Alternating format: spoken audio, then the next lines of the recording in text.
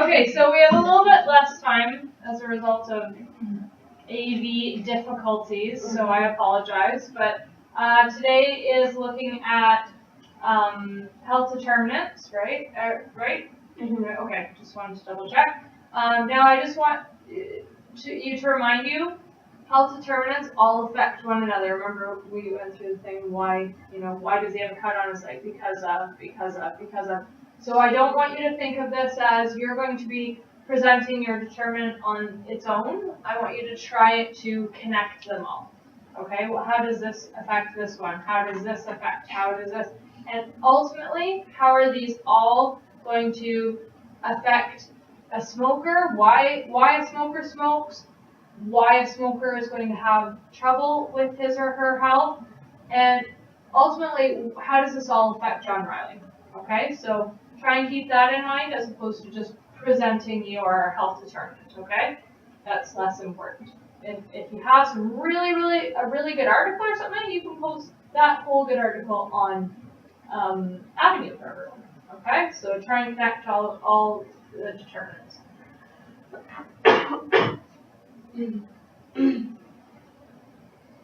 See, who wants to start with their determinant? I can. I did culture. And I started off by looking in Potter and Perry on how culture influences people's healthcare. And Potter and Perry discussed how culture and ethnic factors can influence people's interactions with the healthcare system, preventions and health promotion, access to health education, their lifestyle choices in regards to their health, and their understanding of health and illness itself. Immigrants can experience lifestyles that can have a serious effect on their health. For example, underemployment, low income, lack of food, housing insecurity, and the fact that some of them have language differences can really isolate them from, say, being able to get the information about healthcare providers or different situations like that. There's also a lot of prejudice that comes into play, which is causing a lot of people to be denied the opportunity to even have a lot of things such as healthcare and employment and things like that. And in some cultures, the likelihood of diseases and illnesses is going to increase. So, for example, Aboriginals have an increased chance of having diabetes. There's also looking into the beliefs and values of different cultures and how they view the healthcare system and how they view preventions and things like that for diseases. So, like again, that family where they would let their child get the treatment for her cancer. And then I was looking at the Public Health Agency of Canada, and they basically just talked about the same thing and how people may face additional health risks due to the socioeconomic environment, which is determined by the dominant culture and our values. And this can contribute to the devaluation of culture and a lack of access to appropriate healthcare services. So in regards to John Riley, he mentioned that most people at his workplace smoke, so there is a smoking culture at his workplace. Because everyone is smoking there, I feel like that makes him feel like it's okay for him to smoke, and I feel like that because no one talks about the consequences that come with smoking, the fact that there's little to no education on the risks of smoking, so I think that comes into play with John. He also grew up with a father who smoked, so he didn't really know any better. And because of this, he wasn't educated properly on the dangers of smoking when he started at a young age. But he was recently educated when his daughter did the presentation on smoking. So that links a little bit more as opposed to culture to social environment, right? Did you look at social environment as well? Yeah, that's a little bit more social environment. Yeah, according to the Public Health Organization, it stated that families, friends, and communities are associated with better health, and social support networks would help a person deal with adversity and help them solve their problems. And I found a study with the American Journal of Public Health that found that they did a study on smoking cessation, and it said that social support and positive outcomes for smoking and other health behaviors had higher levels of connectedness and positive social support are associated with smoking cessation and relapse prevention. And it said that negative social support networks would create barriers to smoking cessation. So in relation to John Riley, if his wife wasn't supportive of his smoking cessation, then he would have more problems than his case right now. His wife is very supportive with his smoking, his family is supportive, and his family is his motivation. So, so emotional support is key. But as Katie was saying, with the culture of his work, that's his main problem right now. The social environment that's holding him back. So that's what I related it to. So I also did the same one as Lorraine. Yeah. And that's actually the study that I found completely corroborates what she's saying. It's that social support can either have a negative or positive effect on smoking cessation and stress at work. So I actually went through, I had 2 articles and I highlighted them for you guys. And then I posted them with the highlighted notes if you want to go back. Perfect. And see where I got the information from. So one of the 3 ways that the effects of stress on health can be determined by social support. It says social support from people at work can directly reduce levels of occupational stress and hence indirectly improve health. So I thought that this was actually directly related to our John Riley case, because one of the things he said is that he wanted to still maintain that culture at work.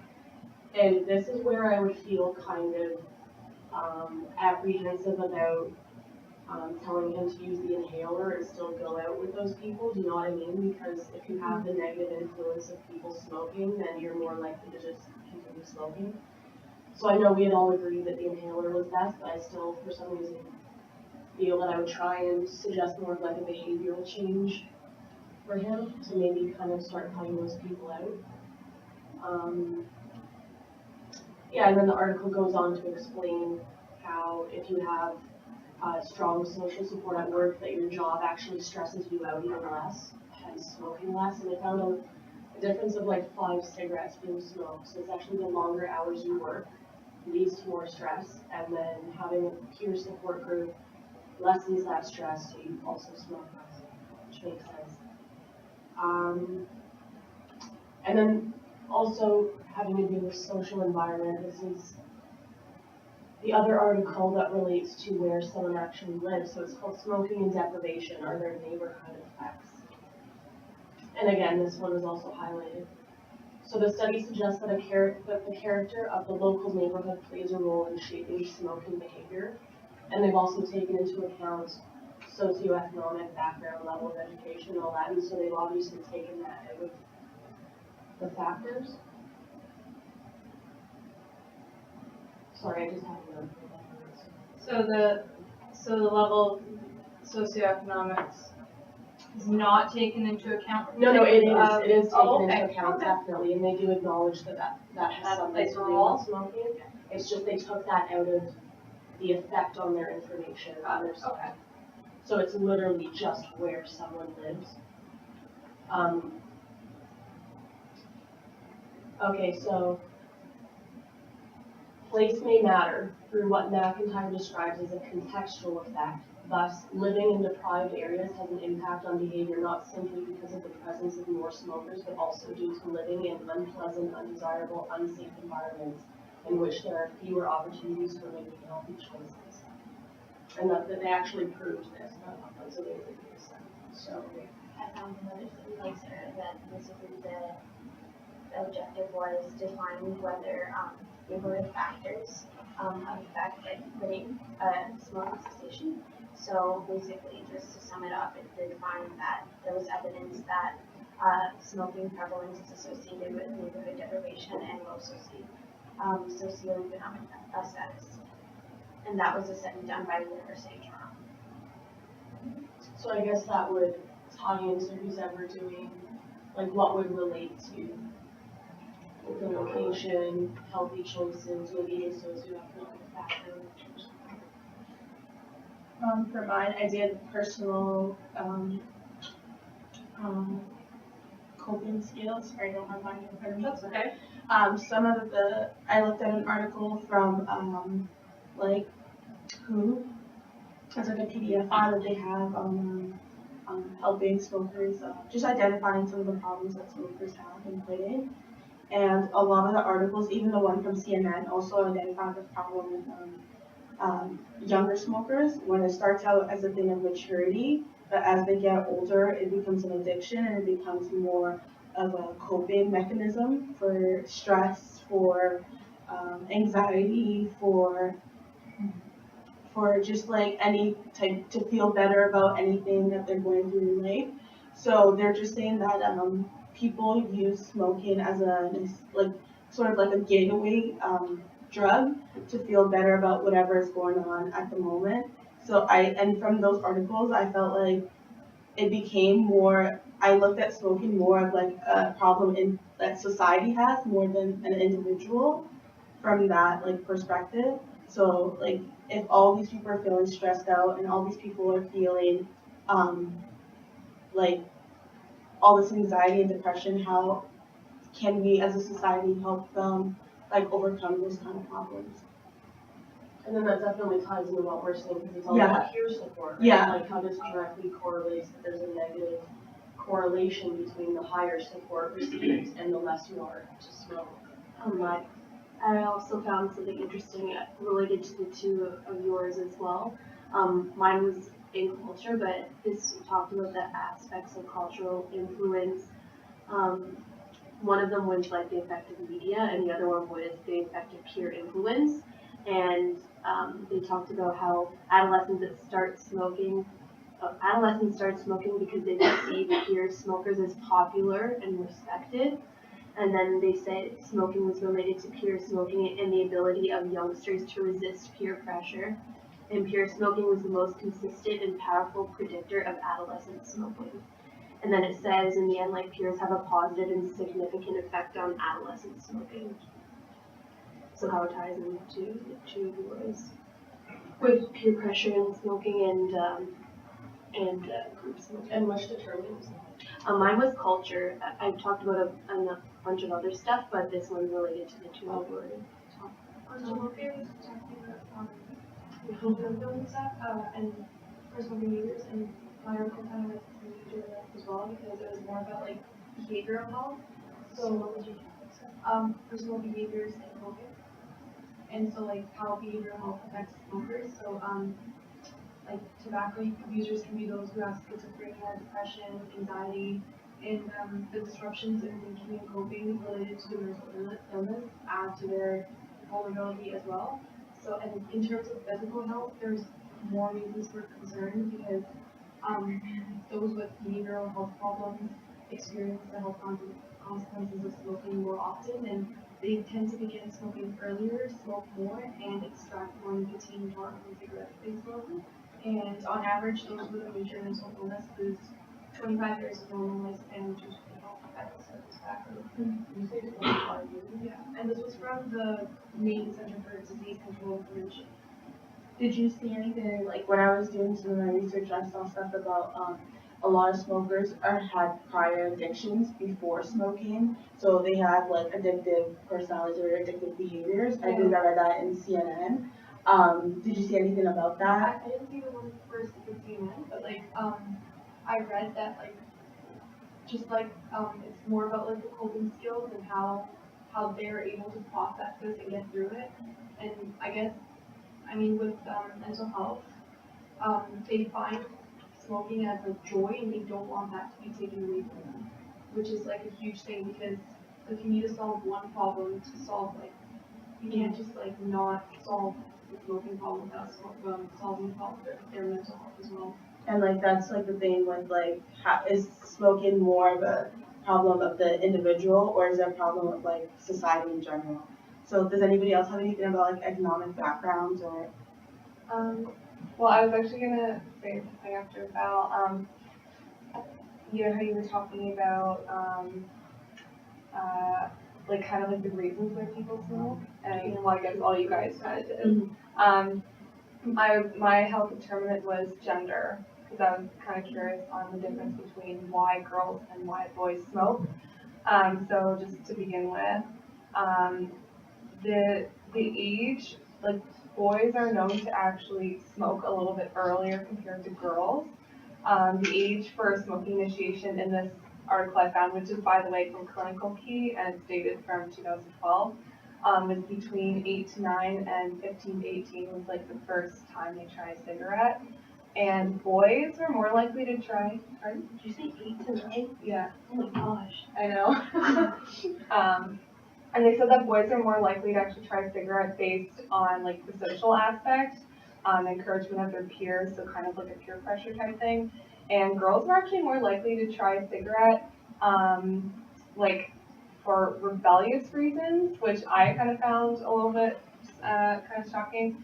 And boys are actually more likely to try a cigarette at like school with their friends, and girls are more likely to try it at home with like family members and stuff like that. So. Yeah. I have a question about like the gender roles. I was gonna ask, did you get any research about like the effect that it has on women versus the effect that it has on men? Actually, you know what? I did find another study on Clinical Key that was saying they're comparing mortality rates, and they said that women are men are more likely to die and get really sick versus women who smoke. Did you find anything based on like self-esteem with women? Because I remember Jamoke was saying about her friend, like with the weight loss and Yeah. did you find anything about that? No, I just kind of found like the reasons for smoking and like initiation tests. Because I think that would be like Yeah, I'll try and look it up right now quickly.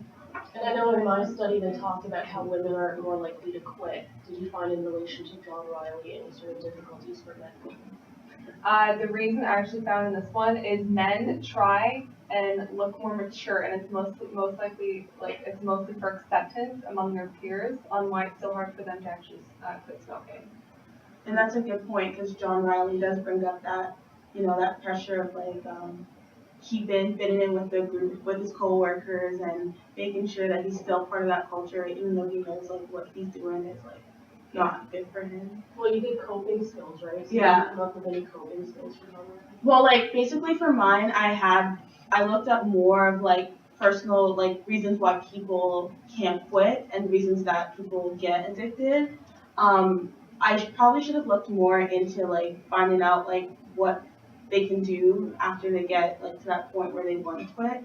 But I did that for last week. I found steps that people can take after they try to quit. And I believe like one of the steps is said is like what we all brought up a lot is like having like that backbone and that moral support and having people encourage you. That really does help your progress, and knowing that you're not doing it alone is like really important for every smoker because people put that pressure on themselves and think like, oh, I can do this by myself, I've got this, I don't need your help. And then that's why people often like relapse and go back to smoking. I can't remember who said it. Someone just said that it starts from within.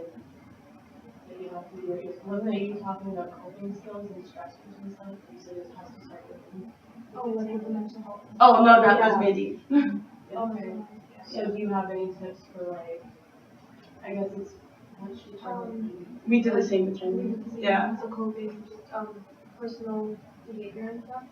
So like there's some like coping strategies like a lot of them have to do with NRT, and so like if you have like intense cravings to smoke, consider stop smoking medications, and if you're using NRT, use it when you have these cravings and stuff, and like just like deep breathing, drink water, distract yourself. For mood swings and irritability, like one of the strategies is like let people know you have quit and ask for their patience.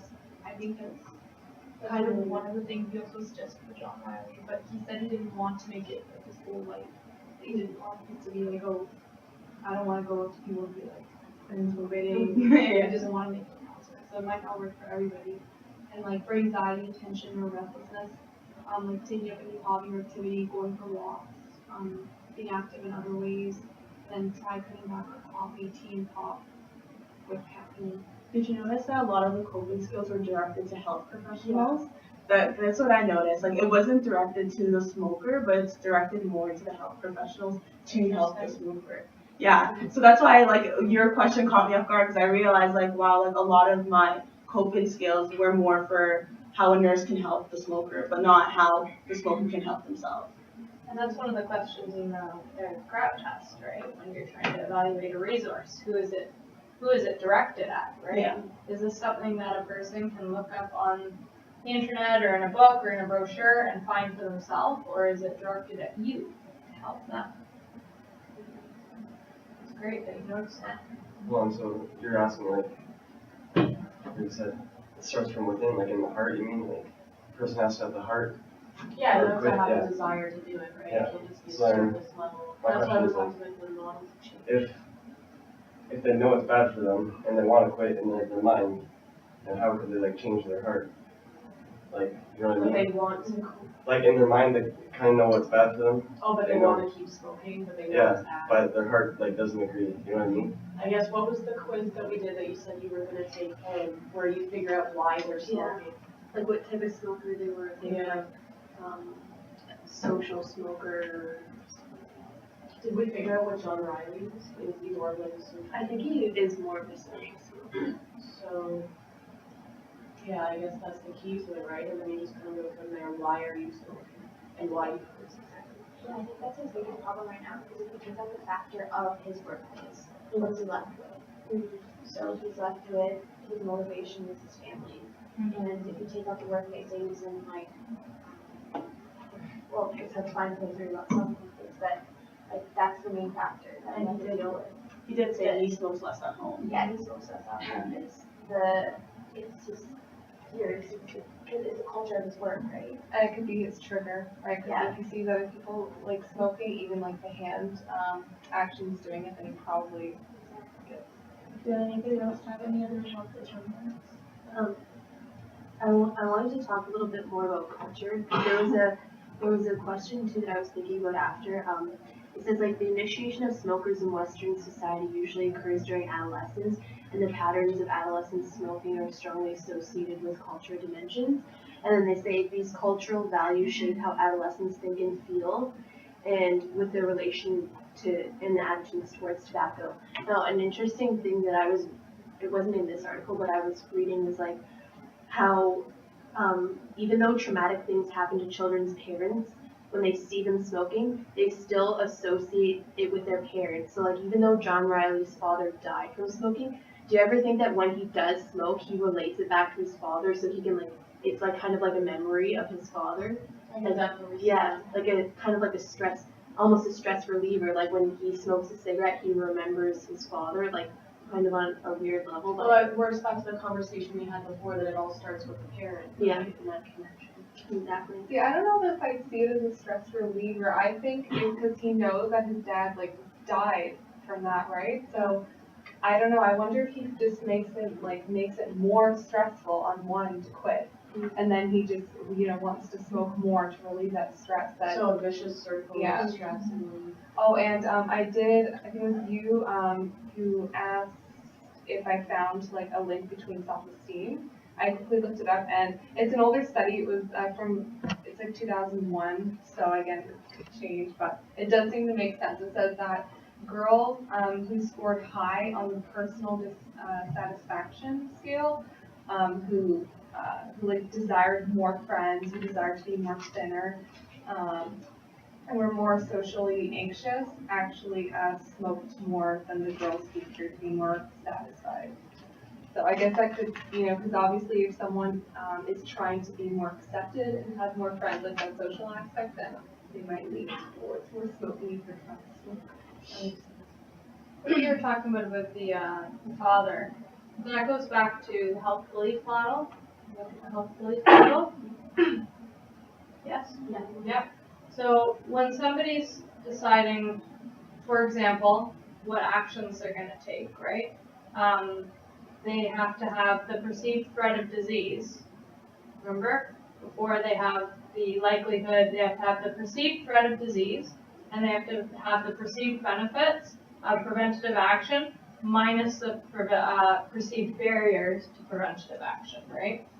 Well, what there are to the severity of the threat of disease are the cues to action, and one of them is illness of a family member.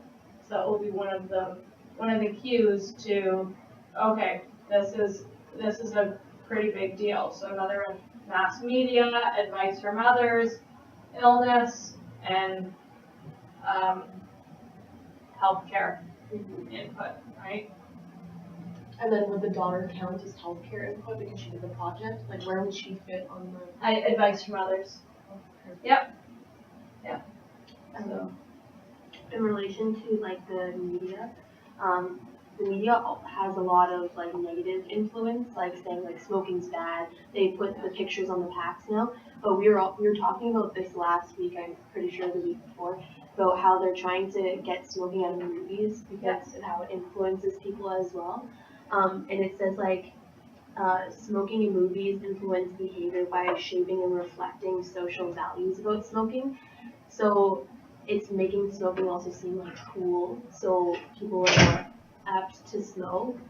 And it's reinforcing smoking as a behavior. And I forgot about this, but it also said like young men are more likely when they see it in movies than women too. Like when they see like James Bond or anything smoking in movies, they're more likely to do that.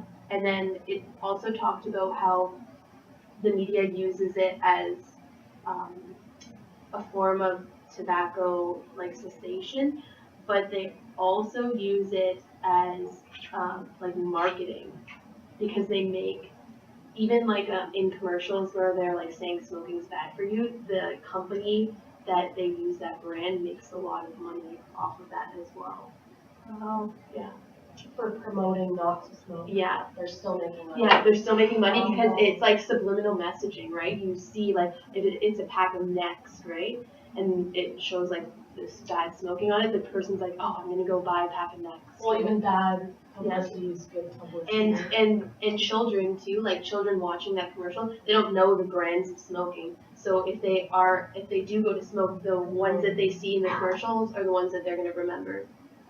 You know, actually, on that article I was reading, it actually says that, like, obviously a lot of the times people want to try smoking is curiosity. So obviously if something seems like you're not supposed to do it, for example, like, you know, when you're telling your child, don't touch the stove, it's hot, they're going to try and touch it, right? So I don't know, I feel like sometimes if people see it as in, like, there's something they're not supposed to do, maybe they're more likely to see, like, to want to try it out. That would be interesting to experiment. And it's actually cool because Caitlin has like an outline like Yeah, year. so my health determinant is like directly related to that. I did early childhood development. And from Health Canada, I found an article called Keep Your Kids Smoke Free. And it says like 6 years old and under, they is when children begin to form their attitudes and beliefs of tobacco. And then it says that people your child sees on a daily basis will influence their perception of the world around them and shape their attitudes and beliefs of tobacco. And then 7 to 11 years, they may be exposed to older youth or family members who chew or smoke tobacco. And at 10 or 11, they'll begin to move towards the stage of experimenting. And then 12 to 14, they move towards occasional use. And the youth will start to test their frontal ability because it's like a risky time for smoking to start with peer pressure. And then from 15 to 19, it notes that half of the smokers have tried their first full cigarette by the age of 15, and 90% of smokers who have smoked their first full cigarette by the age of 19. So that's kind of what they think. So do we know where John Riley fits in? I think he said he started smoking at early age, 16. 16. So it's like the rebellious Yeah. And that fits with your information, like it's. Yeah, I found this article on Health Canada. But I think we have to take it in time too, because back then it wasn't really that rebellious. Yeah, because back then people were allowed to smoke in restaurants and hospitals. It was more like social. Maybe not. So then we're going back to the social aspect. Yeah. Yeah, I have an article that really kind of ties in, that looked at like the history of smoking. So it was So it was done in the US. So in the 1940s, people aged 25 plus, 37.7% of the US smoked. And then there was a peak in 1957 where 46% of people aged 25 plus in the US smoked. And then in 1964, it was kind of a big event because there was a Surgeon's General Report, and it stated that smoking is the cause of lung cancer and laryngeal cancer in men, and then it listed other like risks such as lung cancer in women, and then it's a cause of chronic bronchitis. So that kind of tied in with mine because of like education and knowledge.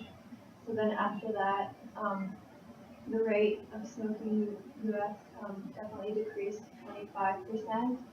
So I feel like education definitely plays a role in decreasing smoking. And then it also studied for educational groups. And in the 1940s, there were all like the different educational groups were like people with a high school degree, high school graduates, individuals with some undergraduate education, and then finally people with college graduates. So in the 1940s, all those educational groups were equal at 40%, but by 2000, more educated people reacted more quickly to the information about the health risks of smoking. So that kind of ties in to education because people who are more educated are more likely to react and have more understanding of the risks of smoking. So do you believe today that maybe people are still smoking because they're still not educated about it? Yeah. That kind of actually ties into like income and people that don't have as much education may not have as much income. I actually found some statistics on CDC where people who are above the poverty level, the 17% of them smoke compared to those who are below, it's almost 28%. So that's like a pretty big difference. And I also found pretty much a book, and it's like why are people with low incomes likely to become smokers, and like where's it before because of the parents, and if it's like a vicious cycle where the parents have low income and then you continue like if you can't go to school, stuff like that. And then the social environment where they're working, maybe the job, they're getting low income from that job, so everybody there smoking because they're stressed about not having enough money for how many kids they have, and just being insecure with the amount of money and being able to take care of your kids. I also did income, and I found, well, some sites said that high income has more smokers, some that said that low income. I found one that said, low income, said, when faced with choices involving a trade-off between pleasure and health, low-income individuals are less likely to choose health than the high-income people. So that kind of ties into smoking. But I found on World Health Organization that high-income people actually smoke more. So for every 20 Canadian smokers, it says that 5 have incomes under 30,000, 4 have incomes between 30 and 50,000, and 11 have family incomes over 50,000. So mine kind of disagreed with yours. I don't know why, like every site seems to disagree with each other, but I didn't find why high incomes, but maybe you guys. What do you mean 11? 11 people out of 20, every 20. So that seems like a really small That's over group 50. to be studying from. And maybe Like, that's Out of every. Like, yeah. out of all every smokers, so many. out of all smokers, like for every 20 Canadian smokers. Oh, that's what So you 5 meant. have I don't under understand that. That's 30,000, amazing. 4 between 30 and 50, and 11 have over 50,000. Just like, I know you said you don't know why, but what do you think? Why do you think that is? What do you guys think? That's kind of, I don't know, that's a pretty good question. Maybe their job is just so demanding. Yeah, it's too because I looked at the low income and I see like because I have so many reasons for low income, thinking about high income if they do have like a stressful job that's making them that much money. So then that definitely ties in with John Riley because he's saying that that's his stressor, right? But that article, like it is good, but it also like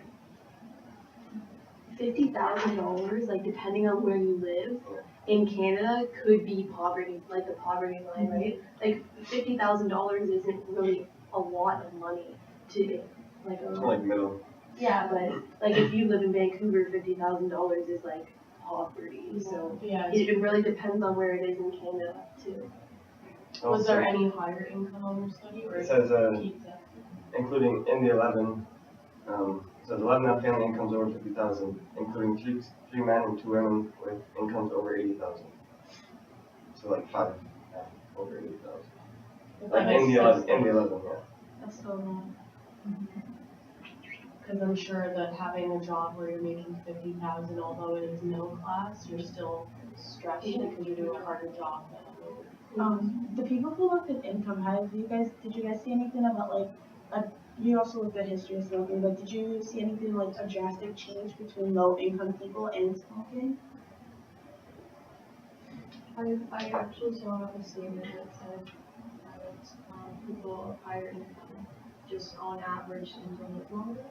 It was just kind of like a side note, and I don't know if it directly has to do with those that smoked at higher income. Oh. But That is just. Yeah. So, okay, is there anything left that we have to do that could relate to the driving? Yeah, I did. My determinant was physical environment. So I looked at like how smoking affected chairs or paper and people. So for air, tobacco smoke contains around 4,000 harmful chemicals, around 60 of which are considered to be carcinogens, which are agents that cause cancer. And these are released into the atmosphere every time cigarette smoke. Similarly, harmful gases are produced as a result of smoking, such as carbon monoxide, which makes it a prominent source of indoor air pollution. Millions of cigarette butts dumped onto the ground also result in soil pollution. Consider the fact that smoking inhales only 4% of the total smoke produced by a cigarette. The other 96% pollutes the air, the environment, other people's bodies, with 50 times the amount of carcinogens that the smoker. I was shocked, but yeah, that's a lot of chemical agents. But and I also said that the smoke kills about 3,000 non-smokers each year from lung cancer. And I got this information from American Lung Association. Also, it affects soil when they come. So what happens is when the smoke comes in contact with soil, it is drained into the source of water and as runoff. And then Is that from the smoke or like a cigarette? it says the dumb cigarette butts start decomposing. The harmful components then are added to the soil. Now, because obviously, obviously food is grown in that soil, right? Does the chemicals, like, are there chemicals carried into the food grown in the soil? Does it say anything like that? No, it doesn't say anything like that, but I assume it would love it. Because like, even with like the water, it's all connected. Yeah. Like, it gets dumped into the water and then there's like no way. Like yeah, and then marine life are affected too. Can I just go back to what you asked about high income, why they smoke more? I found another article, I should have said, but I think that maybe like a lot of poor income people can't afford smoking as well as in-smokers. The home and life insurance policies increase, car costs increase because of careless driving, it says. Car insurance increases because I guess smokers get in more crashes because they're distracted when they're smoking. And home costs due to yellowing stains that build up on walls, ceilings and stuff. Everything gets stains and stuff. So, and it also affects obviously the health and ability to work. But so I guess that could be an answer why more high income people smoke because they can afford it. So. For physical environment, did you look into like their smoke events? Like I guess I was well, most of the article I found, we're like secondhand smoke. So like we're related to like secondhand smoke. I guess third-hand smoke as well, because like here it says with the I guess with the soil, that could be considered third-hand smoke as well. And then I also found that 4 miles of paper is used every hour to produce cigarettes, which include both oil and packaging cigarettes. So 4 miles. Yeah, 4 months. So, and this requires 600 million trees, a forest, destroyed each year. Actually, I'm kind of curious about another question. I don't know if it said it in your article, but does it say anything about how perhaps the country or the city tries to clean out the smoking chemicals out of like the soil and water? No, I didn't know. It just showed how the smoke affects soil and water. This is chlorine. Probably still consuming cigarettes. They still have like a method to like filter out Well, some of the sand, chemicals. right? These chemicals in those sand filters? Yeah. Is that like It's like a limestone filter that they use. This was all very, very good, very well done. Just a quick summary of it all. So if we're looking at the health belief model, so we've got John Riley's perceptions of it. So we've got the modifying factors are like his demographic variables, so his age, his sex, we talked about that, so being a male, being at the age he's at, psychosocial factors, so social classes in there, so the social support that he has, personality, so what his coping skills will be, for example, and then cues to action, so what he's had from the media, the advice from his daughter, the illness of his father, the information that he got from you in the SP visit, that's going to go towards his perceived threat of the disease. So what do you think his perceived threat of disease is? High, low, doesn't care about it, not important to him? What do you think it is? High. Think it's high at this point? So then, with likelihood of action, what do you think his perceived benefits of prevention minus the perceived benefits, barriers to preventative action are? Could you elaborate what you mean? So do you think benefits are higher or the barriers are greater? Which one's greater? The barriers. I think the barriers are greater because those are going to be the likelihood of him taking the preventative health action. But that's something we could change as a nurse, right? Yeah. Because like I said, advising him to keep out of the social circle would definitely remove some experience. And he did display that he wanted to rely more on his family. So those are the things you have to consider. So do you think there's the likelihood that you could help him quit?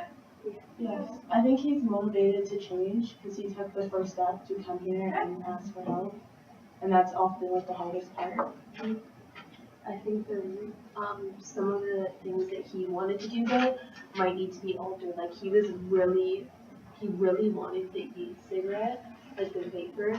And I think, like personally, I think that at this point in time, it's not the best option for him right now because if he's just gonna continue that cycle with his circle of friends, like he wanted it to be able to go outside.